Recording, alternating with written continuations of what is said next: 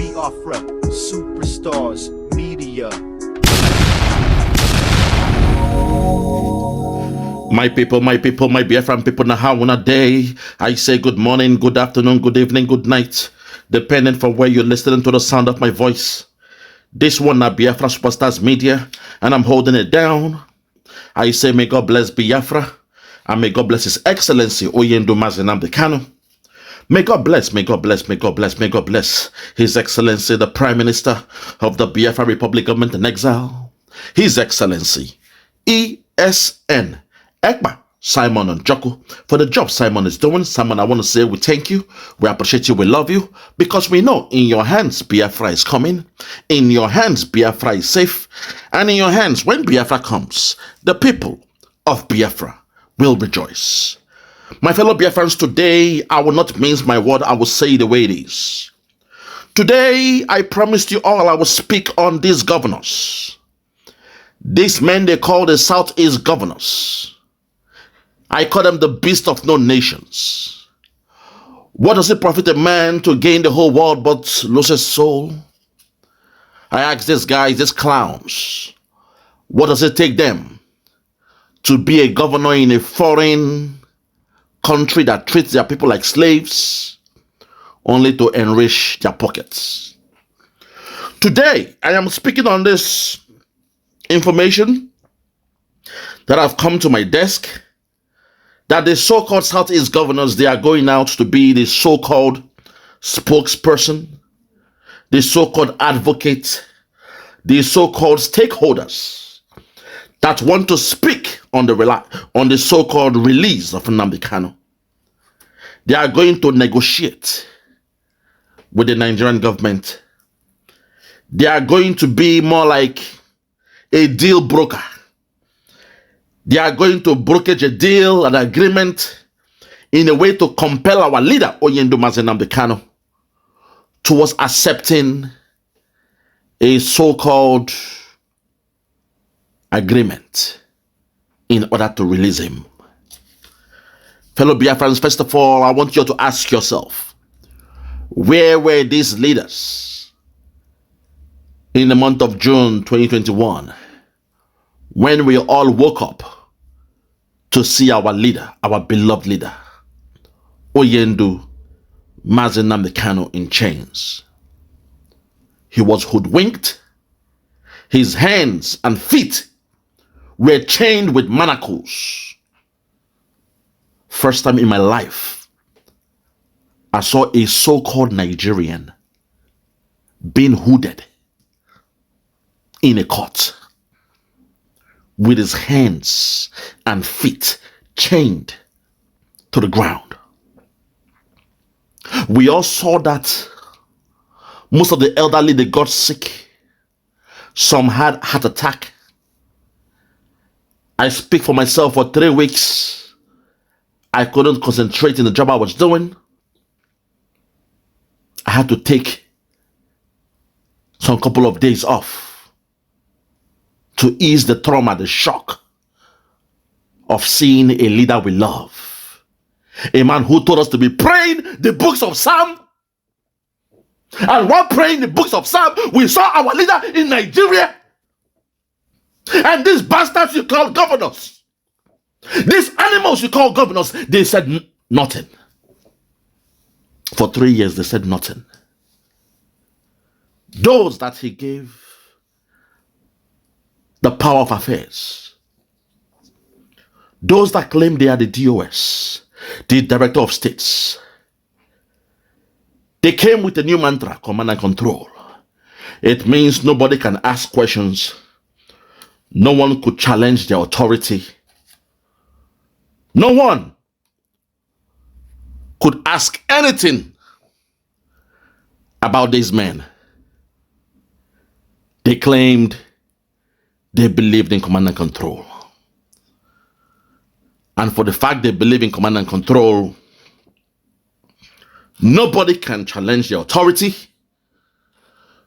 Nobody can hold them to account. No one can ask questions about what happened to our leader, Nnamdi Kanu. For 3 years, we saw our leader in the hands of the enemy. For 3 years, we saw the court of Nigeria dilly-dallying, shilly-shallying, procrastinating, acting confused, acting naive, not being able to implement their so-called rule of law, their so-called case law.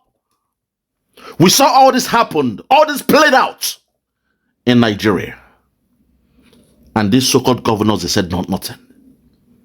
Until the time our leader, our Prime Minister, His Excellency Mazi Ekpa Simon Njoku, came forward and he proclaimed to the whole world that he will make sure kidnapping Nnamdi Kanu becomes more expensive for the Nigerian government than releasing him. Ever since we have seen what has been happening, we've seen what has been playing out in the media, in the press, on social media and the rest. Just some few weeks back, our government, the Biafra Republic government in exile, and the cabinet, headed by our Prime Minister, Mazi Ekpa Simon Njoku,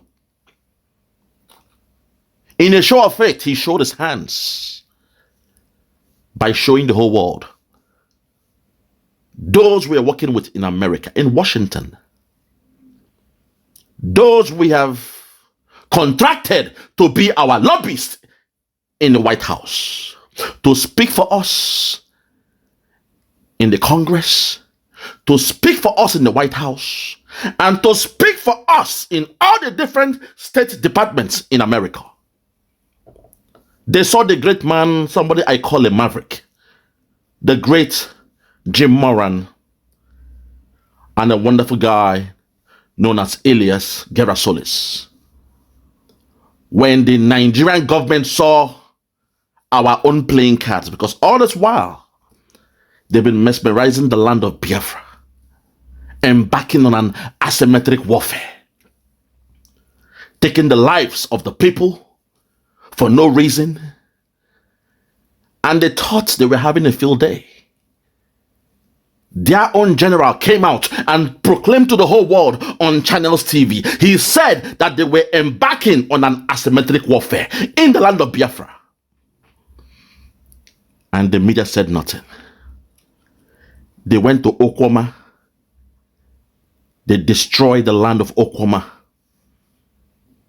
A vibrant community was destroyed. All because of some greedy military men in search of fuel. They went to the community, and the rest was history. In a bid to hide their acts, they went into a community, a Biafran community, and they leveled it to the ground. For 7 weeks, our children, our parents, our people, they were out there in the bushes, without food, without water, without medication. And the Nigerian media were barred by the military of Nigeria to report the news. Not even the governor of Delta State. Not even the governor, a so-called governor, to show you that what you are practicing in Nigeria is nothing but a charade. A so-called governor was not allowed to gain access into a community under his jurisdiction, a community in his state.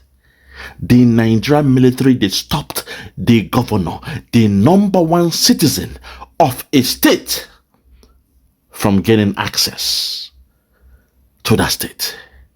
This only happens in the case of we the Biafrans. After all said and done, we know they don't love us. We know the hatred they have for us.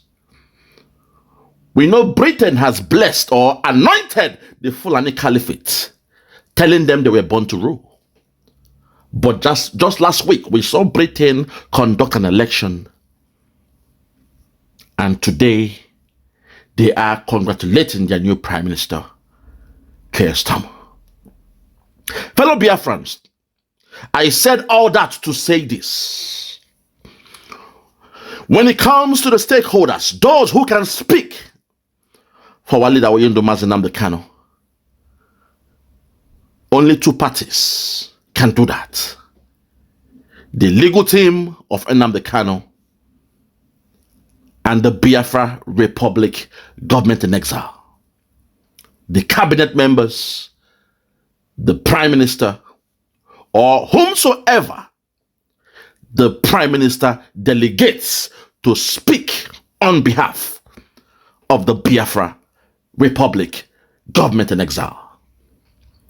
So today, with all this charade of the so-called Southeast governors coming to speak for Nnamdi Kanu, coming to negotiate for Nnamdi Kanu, and they are coming with a demand, forcing Nnamdi Kanu to sign some so-called documents. I'll get to that one very soon. But for now, I want us to listen to the so-called governors. I call them so-called because they don't represent the people. The people of Biafra, more than the 70 million plus Biafrans, we have voted and we have carried out an action to say they don't represent us. So today, I promised you all I would face, because at first, I felt this was something I don't have to look into. But I'm someone that always keeps my promise. So today, I will visit this video of the so-called governors playing to the gallery, acting like they are now there to be an advocate for Nnamdi Kanu. I'll play the governors speak. And I'll also play and discuss a man known as UWAZURIKE. I will play a video from him. I will look into what he said, and I will break down the meaning of what he said. And finally, I will speak on the man they call Maxwell Okpara, one of the legal counsels of Nnamdi Kanu. He did the right thing by going to the main stakeholder. He went all the way to see our leader, Simon Ekpa. From Belgium, I believe they made a phone call, and Simon Ekpa told him the best thing. He gave him the best response. That we don't believe whatever you say Oyendu is telling you while he's in the hands of the DSS, while he's in the hands of the Nigerian government. Whatever he says will not be accepted. The only time we will listen to Oyendu is when he takes a flight all the way to Finland by himself. Go down to the office of our Prime Minister and have that discussion. That's the only time we, the Biafrans, will listen to anything coming out from our leader Nnamdi Kanu. Because you don't expect a man in duress to make any kind of pronouncement and expect us to take those words serious. I've been in battlegrounds where men, strong men with respect, captains, were caught in enemy lines. And the first thing you have to do is play dummy. Play weak. Act like you are the one with the least information that the enemies are looking for. Even though they will torture you, even though they will torment you, even though they will put you through all sorts of trauma, as long as they don't know what you know, and they don't know your level of influence, you are good to go. We play fake, we play weak, we act like dummies while we are in the hands of our enemies. So don't expect anything. Nnamdi Kanu is talking from the hands of his enemies in the DSS dungeon.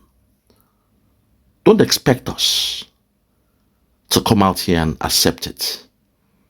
I'll fall back. You see, when I speak this way, before you know it, the zoo, they were panicking, they will blackmail us, and you won't hear me anymore.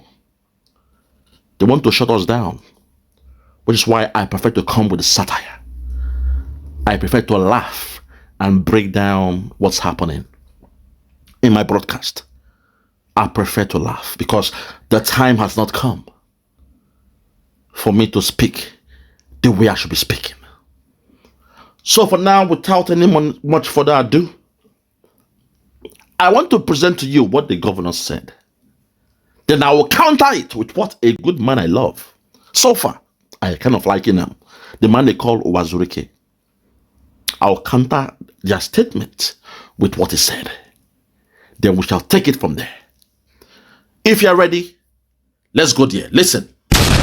Secure the release of Nnamdi Kanu, leader of the indigenous people of Biafra. This formed part of the resolution reached at their meeting in Enugu. Senior reporter Bamdeli Ajayi has details. This is the second meeting of the Southeast Governors Forum. The meeting had all the 5 governors, Southeast stakeholders, Director General of the Forum, Senator Uche Ekunife, the group which went into a closed-door meeting for several hours, emerged with key resolutions centered around security and economic development of the region. The forum received a delegation of the former President Chief Olusegun Obasanjo, GCFR, Chief Emeka Anyoko, GCON, and His Royal Majesty Igwe Emeka Asade, CFR, the Obi of Onitsha, who came on a solidarity visit to this forum. The governors who received an audience, former President Olusegun Obasanjo, former Commonwealth Secretary General Emeka Anyoko, and others agreed to put into action the key resolution from the last meeting in Owerri. Listen. The forum deliberated on the reviewed report of the Southeast Security and Economic Summit held in Owerri. Listen. On the 28th September 2023. Listen. And agreed to implement the aspects of the report pertaining to security and economic integration of the region, and affirmed its desire to put actionable plans on the key issues agreed. Chairman of the forum revealed that they have reached a resolution to visit President Bola Ahmed Tinubu to discuss pressing issues in the region and interface with federal government to secure the release of Nnamdi Kanu. The forum resolved to visit Mr. President to discuss the pressing issues, all pressing issues concerning the Southeast region. The forum also deliberated and resolved to interface with the federal government to secure the release of Nnamdi Kanu. Hold it there. The meeting was hold it there. Hold it there, please. Hold it there. Lord have mercy. You see, let me just take it easy. Let me take it easy with these guys. They ain't ready. You see, now they're talking about them agreeing to have an interface with the federal government regarding the release of Nnamdi Kanu. An interface, a chat, a discussion, more like a catch-up. To have a catch-up with the government. Is this how right-thinking people speak? Is this how you expect those who are speaking for the release of someone to speak? Is that the way they sound when you are trying to be an advocate for the release of somebody? I don't take them serious. You know, this video came out for a while. I just brushed it aside because there was nothing to write home about it. But for those who said, please discuss this video, please break it down, because the people, they are being confused and they are saying, oh, the governors, they are nice. Oh, thank God, oh, the governors they are being helpful. Oh, thank God. You are thanking God that the same guys that had a hand in the kidnap of Nnamdi Kanu and are now speaking in the 11th hour. They are now speaking in the 11th hour after our government has done everything humanly possible. After we showed the Nigerian government what we're working with. When they saw the great Jim Moran, a maverick who has been in the Congress for at least 25 years, a quarter of a century. They know he's somebody who is a timber and caliber.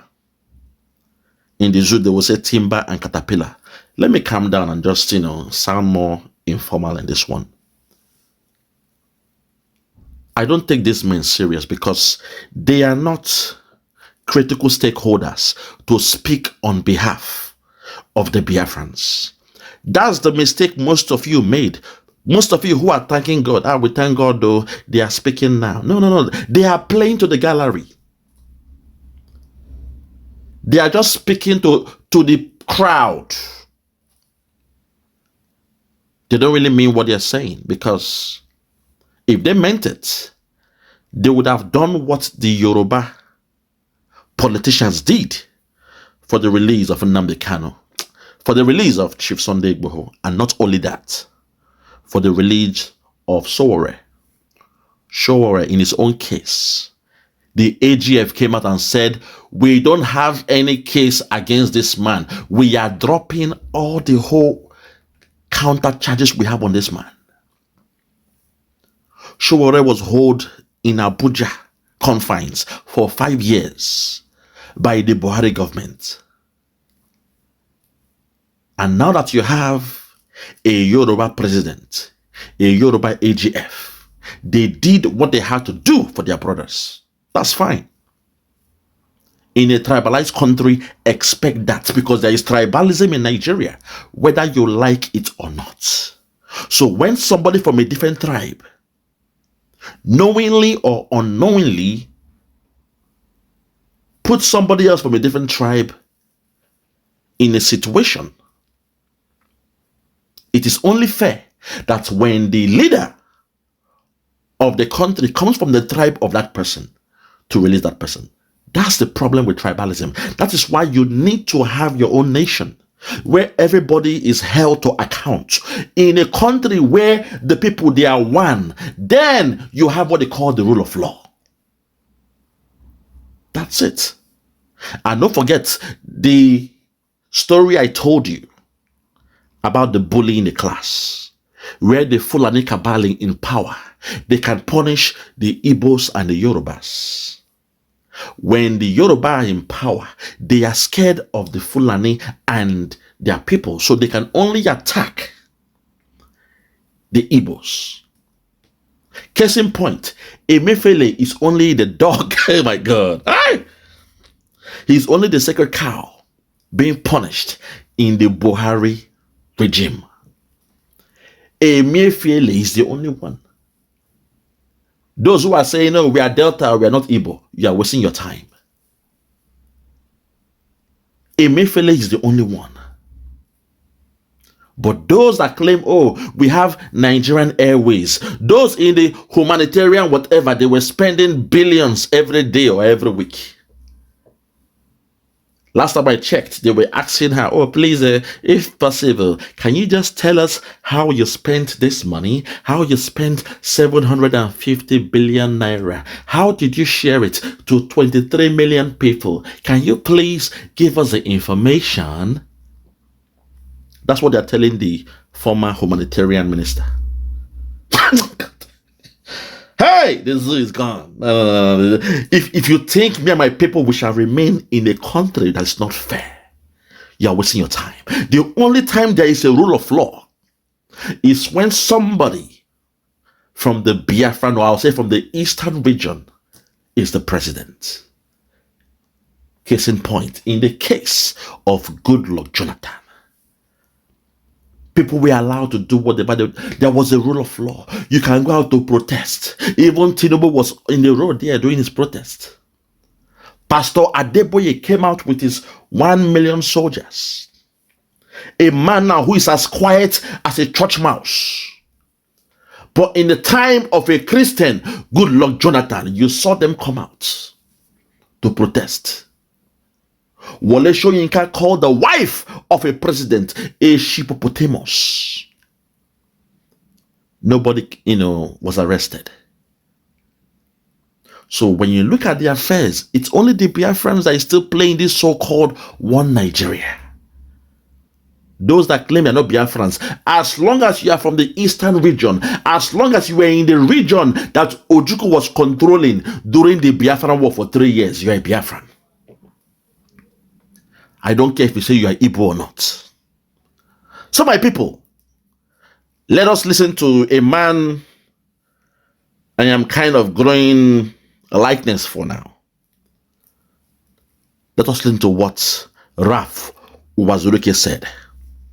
Respect to him. He made some good observations. If you're with me, let's go there. Listen. In this one, my people, he might speak in a bit of Igbo. For our audience who don't understand Igbo language, I will break it down in English. But it is vital we listen to what Raf UWAZURIKE said. Because sometimes if we say it, they say, oh no, we are biased.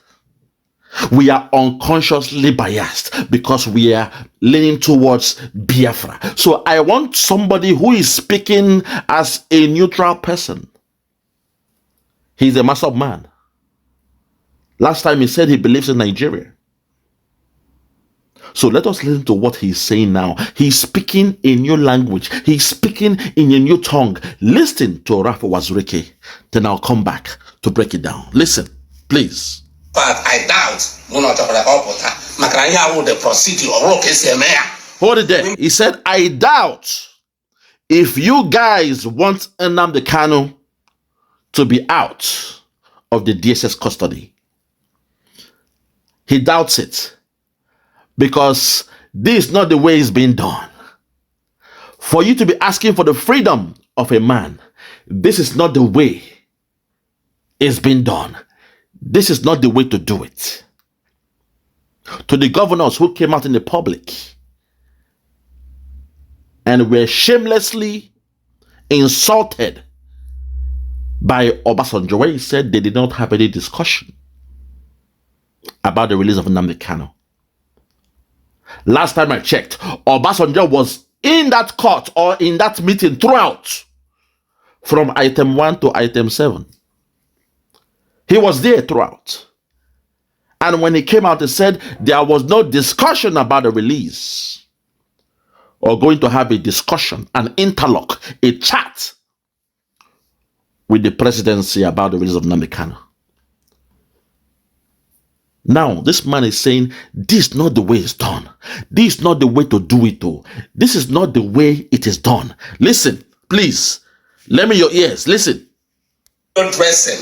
They say, hey, I got Mr. Attorney General, Minister of Justice, okay. So issue no lay. Not to continue with the case.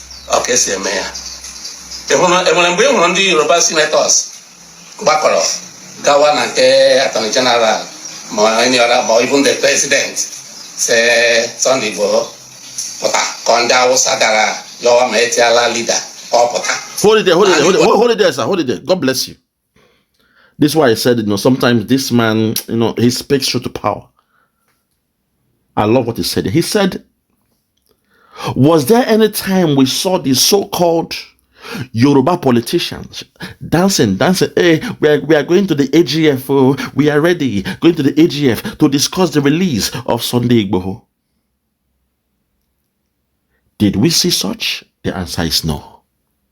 Was there any time the Fulani cabal and their politicians, they came out dancing for dollars, dancing, saying they were dancing to the house, to the office of the AGF to release the head of the BRGIE? You never saw it. Till this day, I challenge anybody Even though he's a man we love so much, he's a comrade. Chief Sunday Igboho is a man we love so much. He is a brother in arms. He is a comrade. But till this day, I challenge anybody. Show me a video of the legal team or a lawyer, anybody, discussing the release or bail condition of Chief Sunday Igboho after he was released from Benin Republic and he flew to Germany. Show me a video of the legal team, not even just the legal team, coming out to make a press statement. And I swear to God and man, I will stop fighting for my country, Biafra. If anybody can show me a video, an audio of the legal team of Chief Sunday Igboho discussing the freedom, how he gained his freedom in Benin Republic, I swear to God and man, I swear to the God that made me, I will come out and say I believe in one Nigeria. If you can show me a video, I challenge the zoo, I challenge everybody, show me a video, just one, or audio, of the legal team of Chief Sunday Igboho coming out to say, we have fought the case, they gave us these conditions, we have made the conditions, he is now a free man, and this, he is going to Germany. You won't find any, because that's the way it's done. When you know your stake as a stakeholder, when you know your level of influence, then you will know that, okay, there is a way to do things, not going to beg. This begging it is beneath me. We are not beggars. That's my only anger, because to call a spade, you see, I'm somebody that sometimes, this last few days, when I do good to a fellow so-called Nigerian in the Western world here, I sometimes think twice now. Before I'm happy, someone comes, please, can you help me? I told you the story of a Yoruba girl that she was a student and she didn't know that the school fees were so expensive. So she was living in what they call the student hub. Hub means a place where people just go and drink within the hostel. In the nighttime, she will pretend like she's doing something. Then by 2 a.m., 3 a.m., she'll be sleeping on the couch. Then one day, I went to the African shop to buy food, to buy plantain, to buy custard, to buy, just, the Nigerian kind of stuff. I went to buy beans, other stuff. And she saw me there. She knew I was well-dressed. And she came to me and said, please, are you a Nigerian? I laughed. I said, why? What are you talking about? So please, brother, please help me. She was in tears, begging me to help her. That she doesn't have a place to stay. I told you all this story, how I took my cell phone, called a friend that has a nightclub. A bar/nightclub. I told him, brother, please, our sister is here. She needs help. Is that spare room in your bar and restaurant still free? He told me to drive down. I put the girl in my car. I drove down to my friend's bar. And the rest was history. She was staying there, not only staying there, she was now working for my friend. That's who we are. That's how kind we are as human beings. We the Biafrans, everywhere we go about doing good. We go about doing good. The girl, she looked at me. She was thinking she had seen Jesus. Something their so-called pastor could not do. All those pastors with their prayers. She saw a man who does not know her. But with my level of influence, I was able to change her life. I didn't care she was a Yoruba or whatever. That was then. But now I am beginning to think twice. Because when I look at what is happening in Nigeria, the way they treat my people, even on social media, how vile, how, oh my God, how they speak about my people, I'm beginning to turn around now. The other time, a young man came to me. You know, we're drinking, and he was, bros, please, bros, bros, please, I beg you, any level, any side hustle job is, please, bros, There were options. I had contact with people that needed guys to be helping them with side hustle.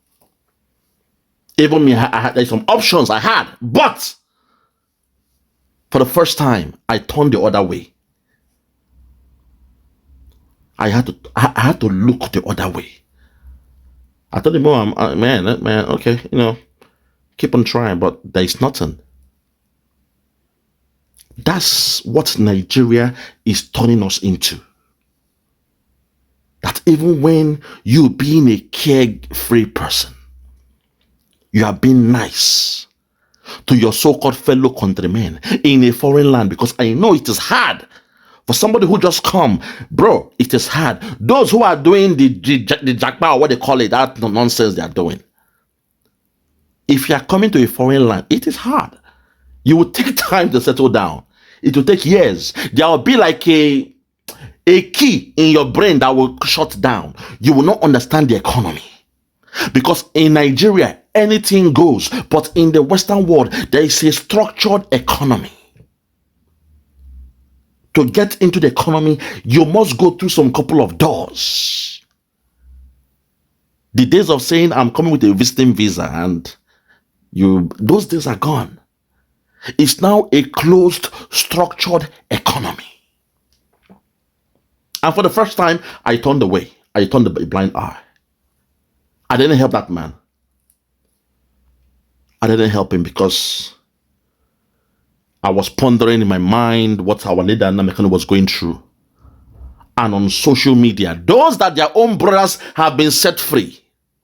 Those in the north, their own leader has been set free. Those in the west, their own brothers have been set free. They go around talking, making vile statements about Nnamdi Kanu. Let him die in jail. Let him rot in jail. I put the video out about 2-3 weeks ago. I couldn't sleep that night. To hear people who claim they believe in one Nigeria, look at the way they were speaking about a different tribe, but their own brother was released. With all due respect, I love Chief Sunday Igboho, but we saw him on video with a dang gun. What they call this Shaka Bubula. We saw him with a gun. A pump action.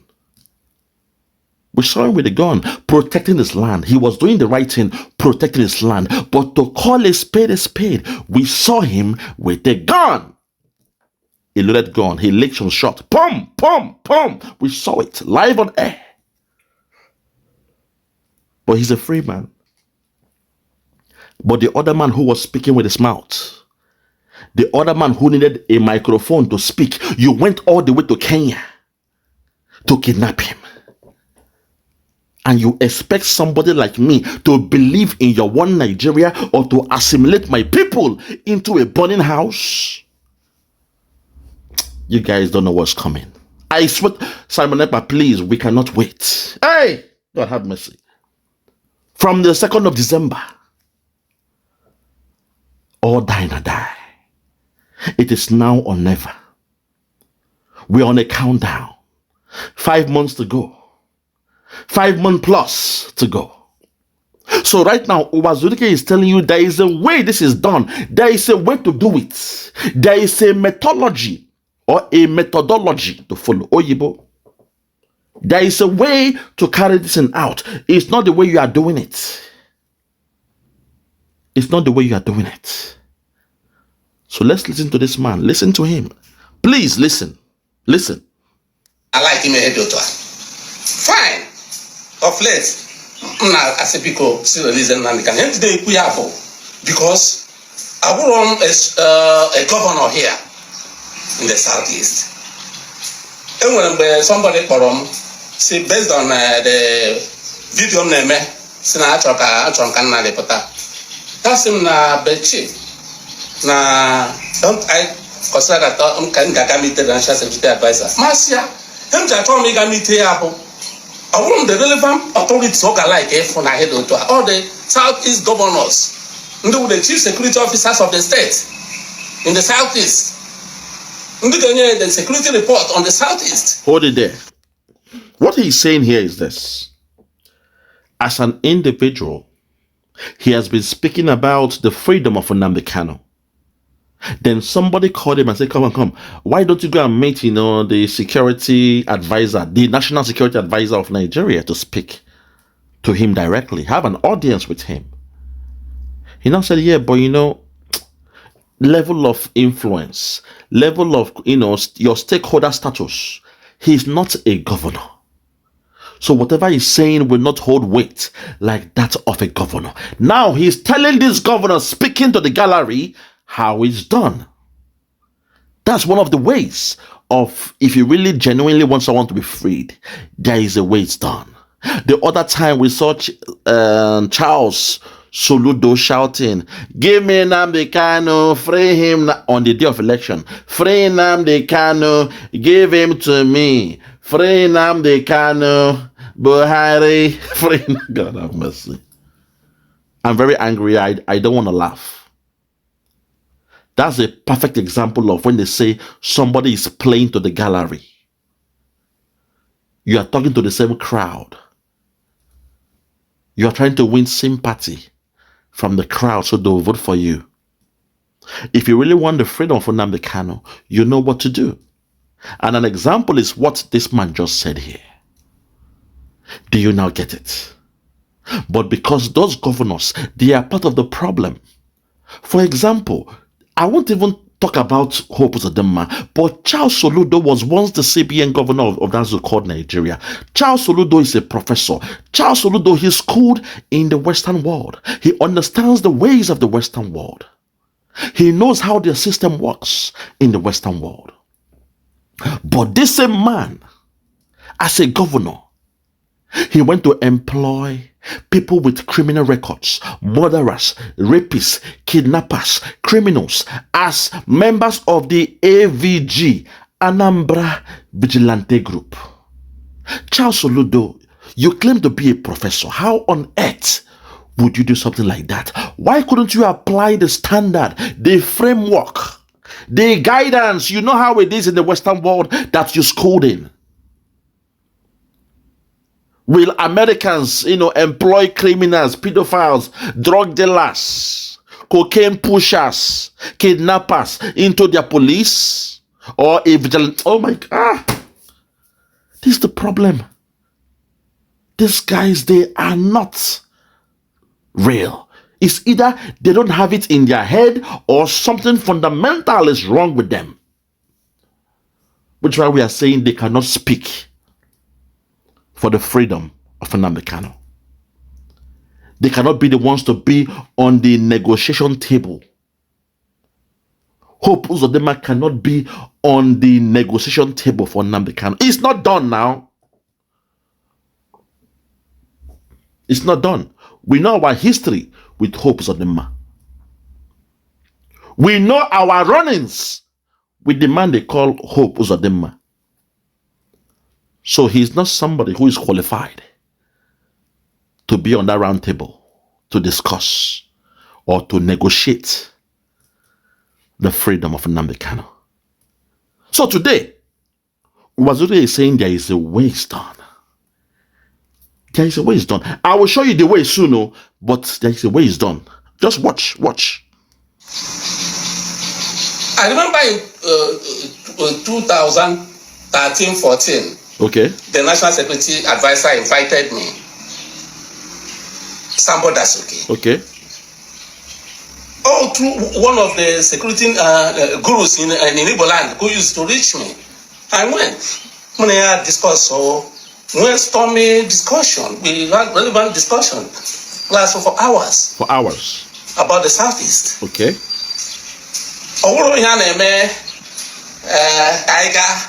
Maybe the petition.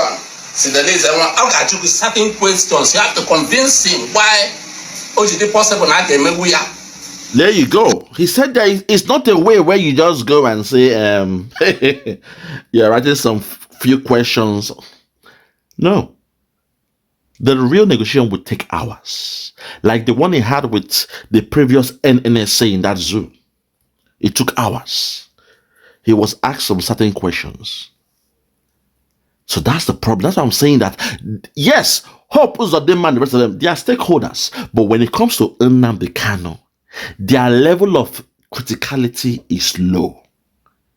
You need those who are the critical stakeholders, the influencers, those that have a say when it comes to Nnamdi Kanu, those that when they give you their words and you give them their words, it will come to pass. Their word will be bond. That's what I'm saying. We don't want war. We ain't troublemakers.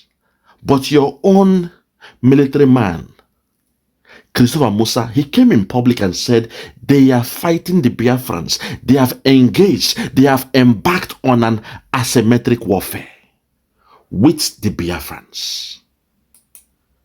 That was said live on TV, on Channels TV. He said that on TV. So it means the discussion for the freedom of Nnamdi Kanu, it is multifaceted, multi-layered. It's not something that you would just come and say, okay, governors, come and discuss here. Or yeah, force him to do this. Force him to say yes to this. That's not how it's done. It's like putting a gun on the head of Nnamdi Kanu and telling him to sign away his dignity as a human being. So what they are doing is child's play, with all due respect. I will show you how it's done, no? But what those guys are doing is child's play. My only anger and dismay is that a man like Charles Soludo, a professor, I think one day I will do a video about Charles Soludo, break down his qualifications, his educational background. I will break it down. Then I will tell you to be the judge of how he's ruling Anambra State. Because how you be that you school in the Western world, and when it comes to applying your wisdom, you are bringing criminals, drug dealers, kidnappers to become members of AVG. When they catch people, they cut their hands off. Is that how it's done? Is that what you think will bring freedom in the land of Biafra? That's why we're saying people like this, when we have our nation, people like this, they will not smell the corridors of power. Because that man don't show in hand. I mean, in the case of Hope Uzodinma, I expect him to do what he's doing. Because a criminal will always remain a criminal. I expect him to do what he's doing. A leopard can never change the skin. But somebody like Charles Soludo, I mean, I was taken aback. When I saw the advent of AVG and what they were doing to people, one take a knife, if they cut person's skin, blood they come out. Oh, brah, they come out. Confess, you're cutting the skin. You are cutting somebody like bread. I wish, I could show you guys those videos. They use a sharp knife, cutting through somebody's hands, telling him to confess. This poor boy is crying. I don't know. They're cutting his hand. Confess. Is that how it's done in the Western world? Even in 9/11, Americans did not even go that low. They didn't stoop that low. Charles Soludo, you form my hand. Let's continue. You have to convince him. You have to convince these people, security-wise. Matter of fact, I doubt the procedure. Okay. Window dressing. They say, I can meet Attorney General, Minister of Justice, so issue no lay, and not to continue with the case. Okay, see me. When we on the Yoruba senators, gbakọrọ gawa na nke attorney general ma any other ma even the president say Sunday Igboho No. pụta ka ndị Hausa gara yọwa ma etiala leader No. pụta ma ndị Igbo na like ime ihe dị otu a. Fine. Of late, m na-asị biko si release Nnamdi Kanu. Ihe ndị na-ekwu ya bụ because abụrụ m a governor here in the southeast. Enwere mgbe somebody kpọrọ m si based on the video m na-eme si na achọrọ ka nna depụta. Listen. Asị m na bechi na don't I consider that m ka m ga-aga meet the national security advisor. Masị ya, m ji achọ m ịga meet ya bụ I want the relevant authorities like all the southeast governors, the chief security officers of the state in the southeast. The security report on the southeast. Okay. I remember in 2013-14, the national security advisor invited me, Sambo Dasuki. Oh, through one of the security gurus in Igbo land who used to reach me. Okay. I went. When I had discussed, so we had stormy discussion. We had relevant discussion, lasted for hours about the southeast. Okay.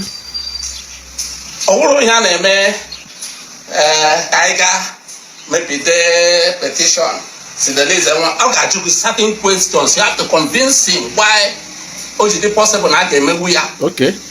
You have to convince him. You have to convince him. You have to convince these people, security-wise.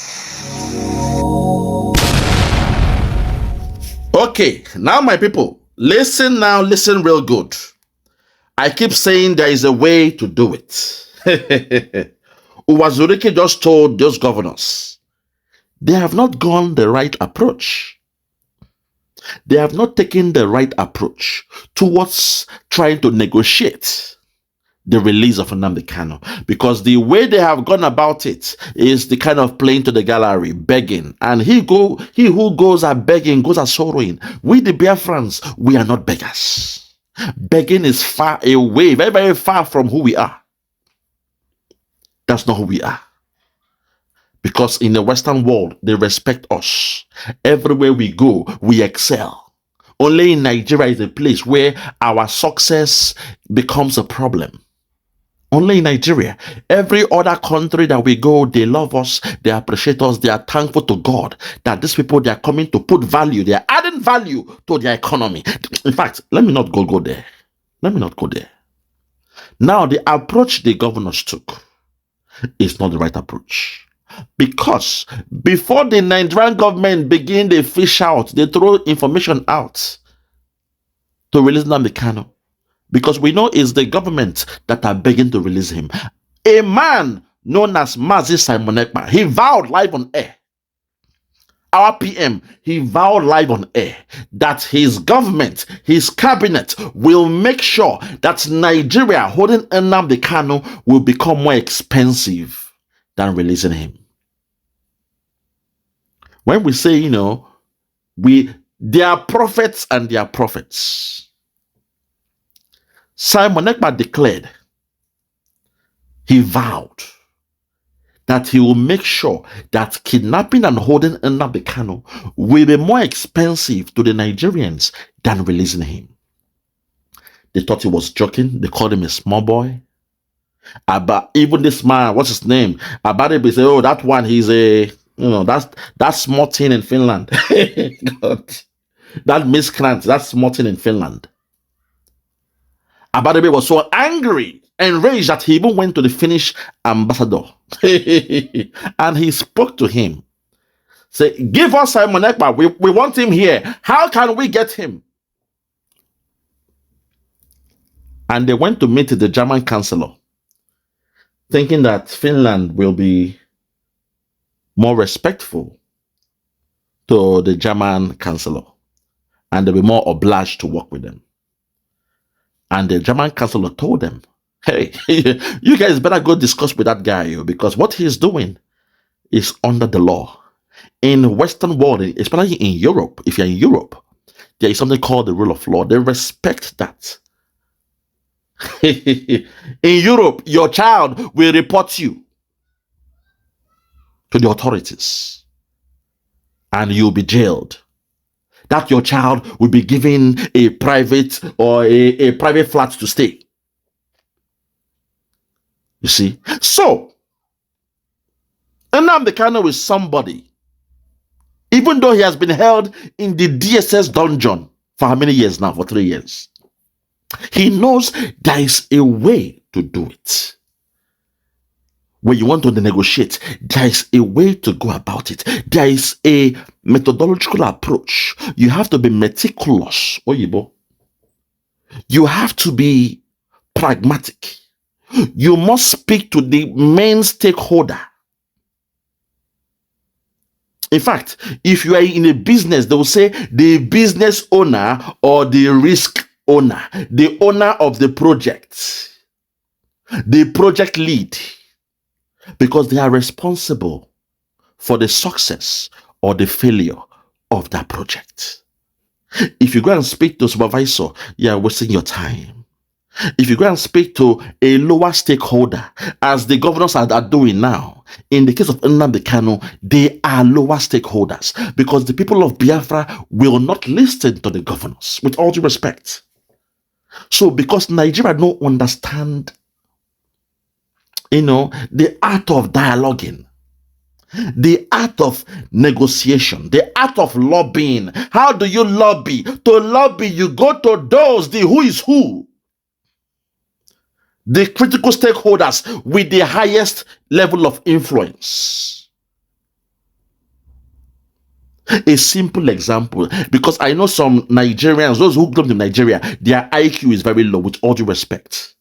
You are still babies. If you believe in Jesus, if you are still praying to God for your daily bread, you are a baby, you are a child. If you worship your pastor and call him the GO, you are a child, you are an infant, you are a minor, you are a baby. So I'll speak to you like a child. Now, for example, when it comes to stakeholders in a household, you have the father, the mother, and the children. Now, if you want something done in that house, if you go to the 2-year-old child to say, hey, go and tell your daddy to do this. Now, that child has a low level of influence. And even though the child lives in that house, the child is a stakeholder in that house. But their level of influence is low. That makes them a very low level of stakeholder. They are not part of the critical stakeholders that can create a change. Do you now get it? If you now go to the mother, fine. The mother sometimes, is the women that controls the home. But you now have to check their level of influence. Is she a housewife that the husband beat her black and blue? Is she a housewife that she's very, very scared to speak to the husband? It means her level of influence is low. So the main man you have to speak to will be the father. In some cases, the father might be weak. Like those, which country is that? I think it's Sweden. The Swedes, I heard that their men are very, very subtle. They are humble. They are nice. It is the women that drive taxi. It's the women that drive train. It's the women that do the Uber. It's the women that provide food. Their men just go selling. The women, they influence the laws in Sweden, for example. Now, in that case, you may have to speak to the wife because the wife is the one influencing. She is the breadwinner. She is the one that calls the shots in the family. I'm saying all that in a layman's term because I know some of you Nigerians, you don't understand what I'm talking about. You don't understand what I'm talking about. So I have to break it down to you like a child, like an infant, like a baby boy. Like a 2-year-old. You that believe in one Nigeria, you are still babies. You are still sucking on your mother's breast. And I don't care if you are 50 years old, if you are 40 years old, if you are in your 70s, you are still a child, you are a baby, you are a minor, you are foolish and stupid to believe in one Nigeria. You are stupid and myopic in your views. Mad monkeys everywhere. You guys disgust me, man. You guys disgust me. Eh? You see everything happening in that zoo. You still believe in one Nigeria. In fact, I digress. Now, in the case of Nnamdi Kanu, this man you are seeing here, his name is Maxwell Okpara, one of the legal team of Nnamdi Kanu. In his own case, Lord have mercy. In the case of this man, Nnamdi Kanu called him because Nnamdi Kanu has looked around saying this court case is going nowhere. They have no case against me. They are just wasting my time.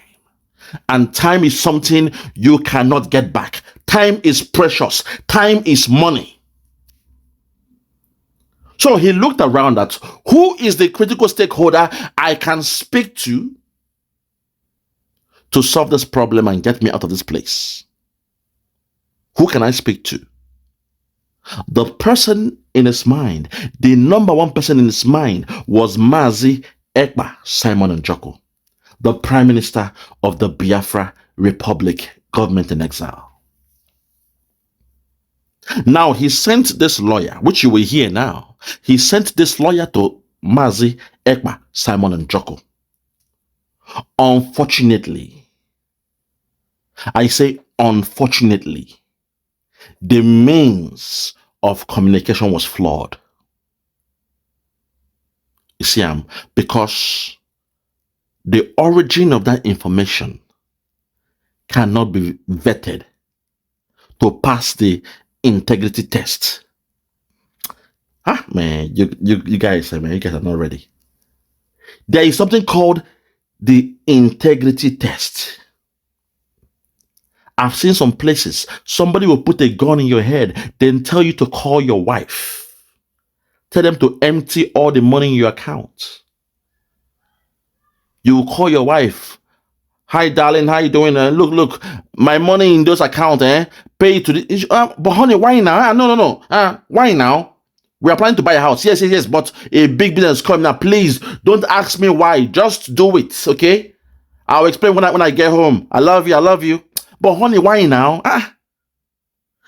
A woman that is intelligent will say, me and my husband for the past 6 months, we've been planning how to leave our money in the bank, put some in the stocks for it to appreciate so that we can now buy the home of our dream. Why will he now tell me to empty all those money and pay to a strange account? It doesn't make sense. A wife that is intelligent, a wife that knows her onion, she will not carry out that request, even though it came from the husband. So in the case of this thing, what you're about to hear now will be a narrative by the man they call Maxwell Okpara. This man you are seeing here, somebody I respect, somebody I like a lot. He will tell you how he went all the way to London in a quest to speak to Mazi Simon Ekpa, our Prime Minister. He said he was sent by Nnamdi Kanu.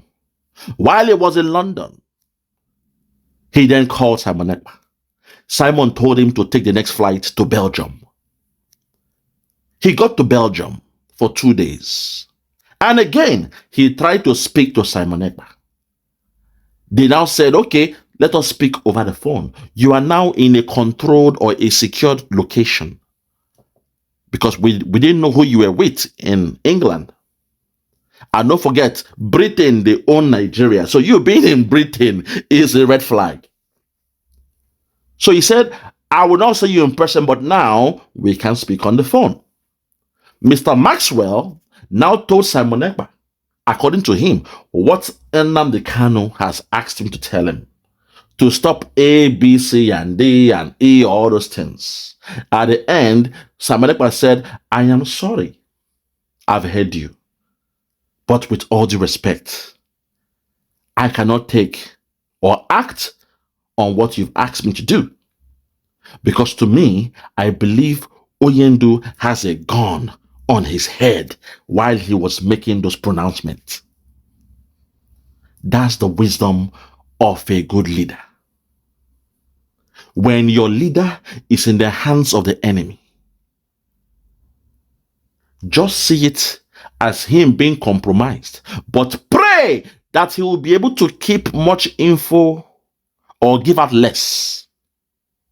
You see, give out less, the least privileged access. That's what we call it. To give out the least privileged information. Don't give them more than what they ask for. Take some beating and give them small. It's okay. You see, take some, they will beat you, they will stress you out, they will traumatize you, but don't give them everything. You are in a state of compromise because you are in the hands of your enemies. So I would have done exactly what Sabanepa did. I would have told Max Olopada, thank you, but no thanks. Now go back to sender. Tell him I will not hear him. As long as he's in Nigeria, I will not listen to him. He was in Kenya when they kidnapped him to Nigeria. So with all due respect, anything he's telling me in Nigeria is baloney. It is nonsense. I repeat, nonsense. Until I see him face to face. In Finland, we can now discuss as men, sit down and discuss and dialogue. But if you tell me that Nnamdi Kanu is telling me something in Nigeria, I'm sorry, all that stuff now, baloney. It means nonsense. So that's going off the way. Listen to the story now of the legal council member of Nnamdi Kanu. Listen to how he went all the way to speak to Mazi Ekpa, Simon and Jocko. If you are ready, let's go there. Listen. Please listen. The fact that on his own, IPOB is a human rights organization fighting for self-determination. Okay. Now, taking advantage of the fact that he has not been around, some people have decided to use the name to do some other things. And if you recall, that was in February when I traveled to Europe. So he instructed that I should try to see Simon Ekpa. Okay. It was in Finland, I think. Yes, Finland. That I should go to Finland to see Simon Ekpa. And I should advise him. You know, remember that he has written with his handwriting. So Simon Ekpa said he wrote that thing with AK-47 on his head. Okay. That you can only believe if Nnamdi Kanu is out.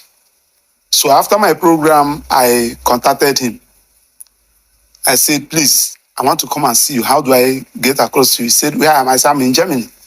He said, okay, that I should go to Belgium and wait for him. Okay. I traveled to Belgium. I waited for him for 2 days. He said, let us talk on phone. I said, now, I'm your leader. Mm-hmm. Nnamdi Kanu, whom you called your leader, said that he's not happy with you. I marshal out some points. Paramount among them is the economy of in the southeast in particular, and Nigeria as a whole, and the killings. So he said he disagreed with me that Nnamdi Kanu did not send me, that I fabricated this story. So now I came back, I visited Nnamdi Kanu. I said, the young man said, except you are out, that's when he will believe you. So, and some other issues, going also by what the court has hinted, let it not be as if we don't want peace. Then also the fact that God bless this man. Listen. So he said he disagreed with me, that Nnamdi Kanu did not send me. Boom, hold it there. He said he disagreed with me because Nnamdi Kanu did not send me. He disagreed with you because Nnamdi Kanu did not send you. Lord have mercy. Last time we heard this same legal team crying on TV. that what they call them again, this criminal, the DSS, they have cameras everywhere.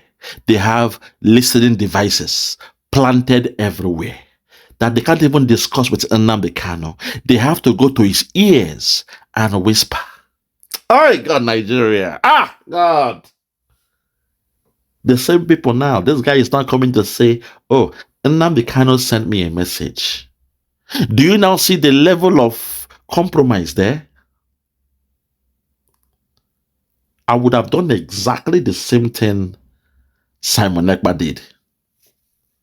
In fact, mine could have been worse. Because I would have probably given you some notes. In that note, I would say only Onyendu can open it. And when you go and visit him, you say, okay, DSS, please, oh, I have a note for Nnamdi Kanu. They said it's only I can open it. Normally, the DSS will take it from you, will take your cell phone, will take your shoes. I've been hearing that. Will even take your belt. They will now go behind the back to go and read the notes, because you always you told us that's what they do. You told us that's what they do. In their back, as they are opening the note to read, then go see my spit inside. I go spit for nylon. Make sure the spit is still fresh. Seal them for envelope. Give them to you. Say, go and give it to Nnamdi Kanu. Me, knowing fully well, because I know the zoo, I know Nigeria, I know the DSS. They will open it. As they are opening it, they will smell the saliva of me. Then I'll now write boldly. I will make kidnapping Nnamdi Kanu more expensive than releasing him. That would have been my own role.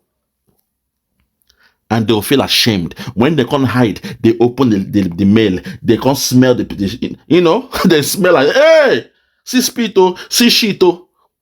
I go with shit put if possible. Because Nigeria, they're not fair. So my brother, Max Olopara, we've heard your story. But I want to assure you that now, for the fact you said this, now I'm even happier. That yes, we have a leader. A man in the name of Mazi Simon Ekpa that understands the assignment. He understands the assignment. I'm so happy. My people, I will leave it here. Sometimes you don't overbeat or overflog a dead horse. For we and the Nigerians, there is nothing to discuss. There is nothing to dialogue. The days of dialoguing is gone. What is on the table now is diplomacy. And we have two men to do it. The great Jim Moran and Elias Garasolis. Lord have mercy. I'm amazed how those names, they stuck in my head. Now we go to school now. When you go to school and you are studying with love, not studying to pass exam, not cramming, not writing expo, your brain will open, your third eye will be open. You become an embodiment of knowledge. That's who we are. The Biafrans, when we are doing business, we are number one. If na school, we are number one. Anything we do, we are number one. That's who we are. Breathe in the soil. Say, these people, they are God. They are the children of God. If there was a garden of Eden, it was in the land of Biafra. Arochuku, Umuchuku. Okay. A land filled with milk and honey. A place where the streets are painted with gold. When you look at the land of Biafra, it is a red soil, a metaphorical expression for gold. I rest my case. You guys don't understand. You guys don't understand Biafra. This is why Britain are head on fighting tooth and nail, not to give us that freedom. And even when they were leaving, they behind everybody, they went to plant the seed of discord. You tell the cabal, hey, you are born to rule, okay? You are born to rule. We'll tell them now that, they should go to UK and study public administrations. Britain, God. The first men that went to England, they sent them there to go and study public administration, how to run a government, how to, be effective in the civil service. That was the 419 they did. And those from the southeast, southwest, they were rushing out to England to go and learn public administrations, how to run the public funds, the public goods, how to run a government. While the other ones, they were busy joining the military. Thank God we had some men like Ojukwu that joined the military with them. Thank God. Thank God. Say some few Yorubas and Igbos, they joined the military too. Why? Because they were based in the north already. And when they saw the movement, the high level of people enrolling into the military, they chose to join. They were naive. They just joined for the sake of joining because they saw that every Tom, Dick, and Harry in the north were enrolling into the military. So that was why when you hear about the great men from the southwest, southeast, Kaduna, Nziog, all those things, they came from the north because they were already based in the north doing their so-called One Nigeria. And when, they were being enlisted into the military, they had to also join. But the core men from the east and the west, they went to England to study business administration. Live story, man. I'm not here to teach. Let the dead bury the dead. For those that have ears, let them hear. For those that have ears, let them hear. I rest my case. From me, from here, for now, I want to say good morning, good afternoon, good evening, and good night. I remain yours truly, Biafra, Superstars Media. Before I go, if you do not see this channel again, because the zoo, they are attacking me now. I'm saying it out now. They are attacking me left, right, and center. If you don't see this channel again, if you want to hear on me, go to YouTube, just type Biafra Superstars Media. I will come up with a new channel. I'm not in it for the money. I'm in it to spread the news. They are scared of this voice. They are scared of this voice. They know this one is peculiar. This one is trouble. This boy, who is this boy? Who is this new one? One said, oh, I'm trying to learn trade. An idiot. Message me, say, oh, this one want to learn trade. The same way they were insulting Simon Ekpa and Nnamdi Kanu. They want to learn trade. From, UWAZURIKE. Oh, Simon wants to learn trade from Nnamdi Kanu. Now he's saying, oh, this one want to learn trade. If you don't find me on YouTube, all you have to do is type Biafra Superstars Media. I will come out with a new channel. I rest my case. God bless you. Bye-bye. Yeah. Check me out. Superstars Media. Lord Lugard, Bloomington, Lord Lugard, and it's wild Flora show. 1914 amalgamation is what we dying for. 3 nations to 1 nation, ever since annihilation. Nepotism is nonsense. You and you, clap your hands. Biafra gonna come, clap your hands. Biafra, Oduduwa, we're free now. Freedom is gonna come, we're free now. Yeah.